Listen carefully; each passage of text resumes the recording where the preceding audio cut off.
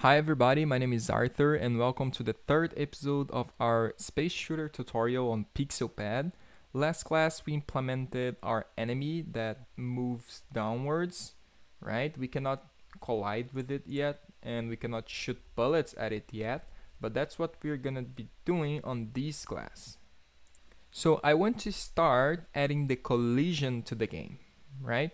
So how can I add collisions between the player and the enemy? Better, how can I make my player to be destroyed when it touches the enemy?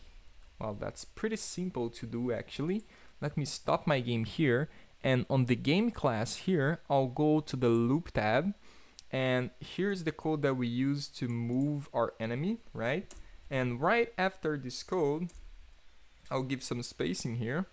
I can check for collisions, right? If I'm checking for something, like here, I'm checking for a key pressed, right? So if I'm checking for something, we use if. If what? What am I checking for? I'm checking for collisions between the player and the enemy. Okay, so if collision underscore check. Okay, so check for collisions between who and who again? The player and the enemy. So the thing is, on the collision check, it needs first a object. So game.player is our object, right? When we create the player inside the game, here game.player is a new object from the class player. So game.player is a object. So check for collisions between my object player, comma, and then I need a class. So for the class, I'm gonna use the enemy class because I'm trying to check for collisions between my player and any enemy. So if we had more enemies, it would check collisions from my player with all the enemies, right? Then, so this line 13 is basically saying if my player object has collided with any object from the class enemy, and that means any enemy in the game, so then what do I want to do? So as I said, if my player touches the enemy, my player is destroyed, right? It disappears. So if I want to destroy my player, I can just say destroy game.player, destroy my player inside the game, right? So if I press play here now and touch the enemy, my player disappears. We destroyed the player because this condition here, collision check player and enemy, was true. My player collided with the enemy and then it destroyed my player. Nice. So we now can be destroyed if we touch the enemy. But you can see here that when my player is not there anymore and I keep trying to move, you can see that I keep getting errors in the console tab, right? In the console window. Why is that happening? That happens because we have destroyed the game.player, but when we try to move, we press a key and then it tries to move my player, right? But my player is not inside the game anymore. So how can I solve all this problem? How can I check if my player is alive so then I can move my player? Well, actually there's a way easier way of doing it. So what we have been doing is we have the game class, the main class of our game, right? Here, the game class. And the game class creates for us inside the game the object player, right? Player. And the game class also keeps checking for the keys that we use to move our player, WASD. If we press any of these keys, then the game will tell the player what to do. But that's bad because if we don't have the player anymore, if the player disappears or if the player is destroyed, when we press a key, the game will still try to tell the player what to do. But then, as the player was destroyed, it cannot find the player anymore and it causes an error in the game. Where's the player, right? So instead, what I want to do is I don't want the game to tell the player what to do. because once I created the player inside the game, the player itself can keep checking if we pressed keys to make it move. So now the game doesn't have to keep talking with the player can do all his stuff by himself, right? And then now if the player is destroyed and we press any key, it doesn't bugs our game anymore because the player is not the game anymore, right? So it doesn't even check for the keys. So see, you can spam the keys as you want. It will never give you any error because it's not gonna be talking with anything. But if we have the player, if we press the keys, the player knows what to do. So how can we change what we have on PixelPAD for this new system here that will solve our problem? It's pretty simple actually. So here on PixelPAD, when we create a new class, you can see here that the class player also has a start and loop tab, right? Let me just stop the game so these errors can disappear like that. Yeah, now it's better. So the classes also have their own start and loop tab, and it's different, a little bit different from the game start and loop tab, because the game start and loop tab, they keep running. I mean, the start tab runs once when we play the game, and the loop tab keeps running forever. But for the other classes, for example, for the player class, it runs the start tab when we create a new object inside the game from that class. So when I create the player object inside the game from the class player, it runs the start tab here once for the player object. And the loop tab keeps running while the player is inside the game. So once we destroy the player, this loop tab stops running. So let's go to the game loop, and what I want to do is I want to bring this code here that I move my player to the player loop, right? So there on the game loop, what I have to do, I will first select all this code here that makes my player move. So from the first if to the last line that says game.player.speed, I select everything. And then on my keyboard now, if you are using Windows, you hold Control. If you're using Mac, you hold Command. Okay, so you hold Control or Command, and then you press C on your keyboard. So Control C or Command C will copy this code here. I know that it hasn't changed much, or it hasn't changed anything, but we now can paste this code somewhere, and we are gonna paste it on the player loop. So we go to the player loop. I'll click here on the third line, and what I have to do now, I do similar to what we did with Control C, but now I do Control or Command if you're on Mac, and then I press V. When I do it, I paste that code from game loop here on my player loop. And now that I have my code here on the player loop, I can go back on my game loop, and I don't need this code here anymore because it's on my player loop already. So I will just delete all this code from there, and I'll leave just my enemy code here for now. So on my player loop, my player now is checking for keys, and if I press any key, my player moves himself, right? So let's see if that's working. If I press play, yeah, I can still move, and if I collide with my enemy, I still get destroyed. And now if I try to move, you can see that I don't get any error on the console, because once my player is destroyed here on the game loop, when my player is destroyed, there's no class player in the game anymore. So it doesn't check for keys, and if it doesn't check for keys, it doesn't try to move my player that doesn't exist anymore. So we have solved that problem.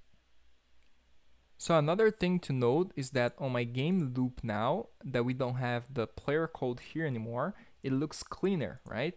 It's better if I have my player doing all the code for itself. So I want also my player to do all the start code for itself. I don't want my game to keep doing it. It just looks better if I have everything here inside my player, right? Not everything, but everything that my player needs to do by itself. So here on the game, for example, the game needs to create my player. My player cannot create itself. So this line here, the first line, needs to be here. But my player can set his own sprite. My player can set his own position. And my player can set his own speed. So let's also copy these 3 lines, Ctrl C, and I'll go to my player start and Ctrl V. Now I can remove those lines from the game start. And now what is happening is my game only creates my player. It doesn't do anything else. Once my player is created, it runs its start tab, and then it decides its sprite, its Y position, and its speed. And then it also keeps checking for keys pressed so it can move. Okay, but now we have a problem. If we try to play the game, you can see that I have an error. My game doesn't look like the same anymore. And I have an error that says the game object has no attribute player in player start on line 5. The thing is, my player is trying to say that my player inside the game will have a sprite that is a new sprite, player.png. And it looks right because my game on the start tab, it says that my game.player is a new object from the class player, right? But the thing is, when we say game.player equals new object player, it first creates my player inside the game, and then it runs my player start tab, and then later it stores this new object inside the game.player. So my game.player doesn't really exist when I run this start tab. So it doesn't know what game.player is yet because it's been created yet, right? So instead of game.player, as I don't know who game.player is, I can change it for self. I know who I am, right? So I can change my own sprite. I can say that my own sprite will be a new sprite called player.png, right? And I have to do it for the other 2 lines as well, because I don't know who game.player is, right? But I know who I am, and I can change my Y position to be minus 250, and I can say that I have a speed variable that it's equals to 5. And now if I press play in my game, it works again. And although our loop tab is not giving any errors the way it is now, it doesn't make much sense for the player to check with the game who the player is to change its position, right? If I am the player myself, right? I can just say that my self.x will be equals my self.x plus my self speed. So I can say that change my x, and my x now will be my x plus my speed. It's way easier to look the code like this, right? It's way shorter. So we can change all game.players to self here inside the game.player loop as well. So self, let me change all game.players to self here. Give me a second.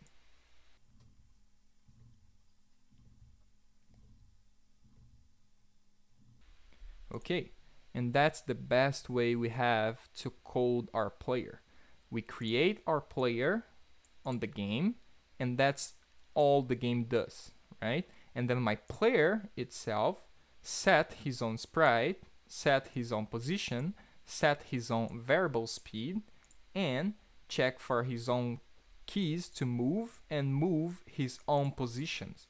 So this is called object-oriented programming.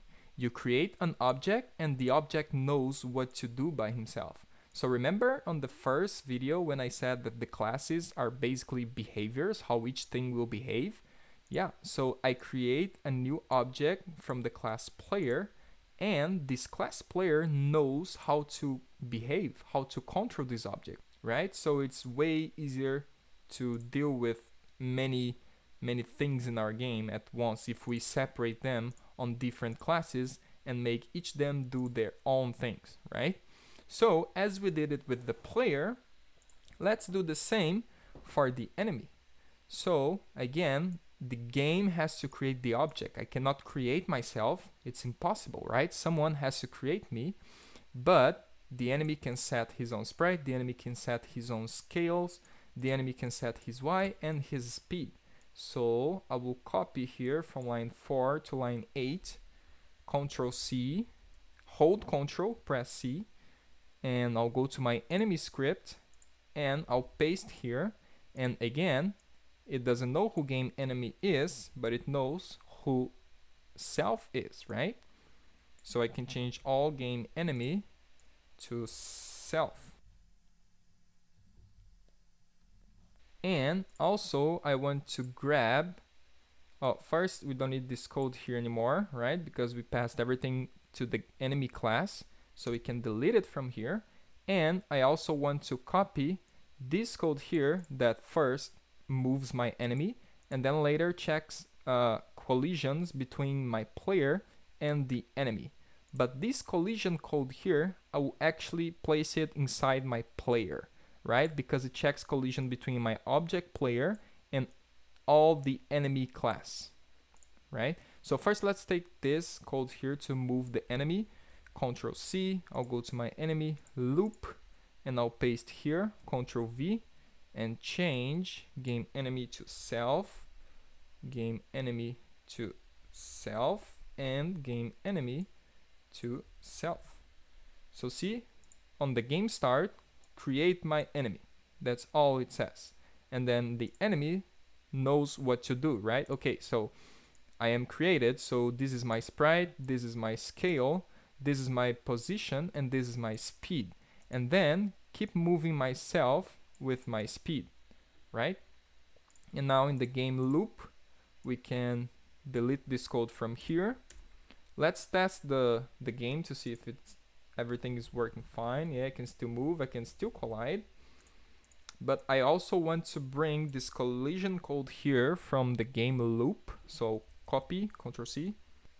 I'll go to my player loop and my player will move and check for collisions between self and enemy. And if it happens, it destroys self. So see how everything in our game now knows what to do. The player knows what to do by himself, and the enemy also knows what to do by himself. The only thing the game has to do is to create both objects. And now our code, we don't need this anymore here, right? Now our code is way cleaner because I know where the player code is, I know where the enemy code is, right? So if I have to change something inside from my enemy, I can just go to my enemy class and change whatever I have to change here, and it's way easier, right? The same for the player. I can change anything here inside my player class. It's way easier. So now let's start adding the bullets, right? To make the player be able to shoot something so we can destroy the enemy and not just get destroyed by the enemy, right? So to create the bullet, first I'll need a new sprite. So I'll go here on sprite plus, and I'll look for a sprite to use as my bullet or my laser shot. I think we have a laser shot around here. Let me look for it. Yeah, I'll use this red laser here. So just select it, select asset, give a name to my asset. I'll call it bullet, and I'll press OK. And if we want this bullet inside the game, we need a class, right? To tell this bullet how it will work. So let's create a new class. Call the class bullet, uppercase B. OK. Now, inside the class bullet, what do we have to do?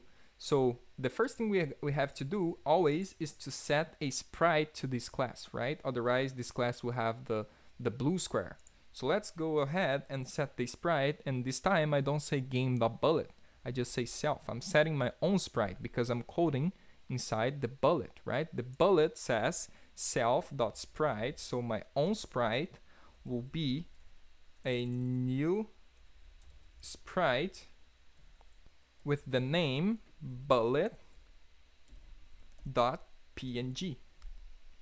We press play and nothing. Where is our bullet?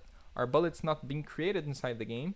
So let me stop here my game and let me create my bullet inside the game so we can see how it looks like and how it's working right now, right? So I can say game.bullet equals new object from the class bullet. If I press play now, I have my bullet right in the middle there, right? But it's not moving, it's not colliding with the enemy, it's not leaving from my spaceship, so we have few problems to solve, right? Let's first make my bullet be able to destroy the enemy. So that's a collision, right? Here on the player, we say on the loop tab that if my player self, my player, right? Because this code is inside player. If my player collides with an enemy, it destroys my player, destroys itself, right? So for my bullet, on the loop tab, I want to do something very similar, right? So if collision check between myself, the bullet, right, and any object from the enemy class, then what do I want to do? I want to destroy the bullet and the enemy. I don't want my bullet to keep going destroying many enemies, right? I want my bullet to stop on the first enemy, so I have to destroy my bullet and my enemy. But if I say destroy bullet here first, or I mean destroy self, because this code is inside bullet, right? So destroy myself if I collide with an enemy, and then later I say destroy my enemy. How can I destroy my enemy if I have already destroyed myself? So the code won't get here to the fifth line. So I have to destroy myself as the last thing. So first, what I want to do is I want to destroy my game.enemy. So if I have collided with any object from the enemy class, we just have one for now, but we're gonna create many, destroy the enemy inside my game. So for now we have just one, so this works fine. We have just one, so it knows which enemy to destroy, and then later destroy myself. And now if I press play, the bullet's there. When it hits the enemy, or when it touches the enemy, both are destroyed, right? Our enemy moves down like this. Inside my enemy loop, it moves down like this. It says that his position Y will be now his position Y minus his speed, right? The bullet will move up, right? Because my spaceship's facing up. So when I shoot a bullet, it should move up. So how can I make my bullet to move up? Well, my enemy on the loop tab here moves down by saying Y minus speed. So my bullet can move up by saying, I can add this code here after he checks for collision. I can say that self.y will be equals self.y plus self.speed. So change my y position, and now my y position will be my y position plus my speed. So I'll increase my bullet speed. But if I press play, it keeps giving me an error that it says bullet object has no attribute speed in bullet loop. Oh, okay, yes, we forgot to set the speed variable inside bullet, right? So let's go here on the start tab. When we are setting something, it's always good to do it on the start tab. We don't need to keep saying that my speed is, let's say, 3 every loop, because it keeps running many times per second. I can just say once, hey, yo, your speed is this, right? So we do it on the start tab. So on the start tab, I can say self.speed equals, I'll use 3 maybe. Let's see. So now we have a speed variable, and it should work now. If I press play, you can see that my bullet moves up, right? But the only problem right now is because my bullet is being created when I press play in the game, and not when I press any key on my keyboard. And that's happening because I added this code to create the bullet on the start tab of my game class, right? So when I press play, it creates my player, it creates my enemy, and it creates my bullet. And my player changes its position, and my enemy also changed its position. But my bullet doesn't change its position. That's why my bullet's created right in the middle, right? So we've coded the collisions between the bullet and the enemy. We coded the collision between the player and the enemy, and we coded the bullet to move upwards, right? Next class, next video, we are gonna code so that the bullet can leave from the player, and we can start coding a spawner to keep spawning many enemies and not just one enemy when we start the game, right? It will keep spawning enemy, let's say every second or every half a second, right? So this is for our next class, so I'll see you in the next video.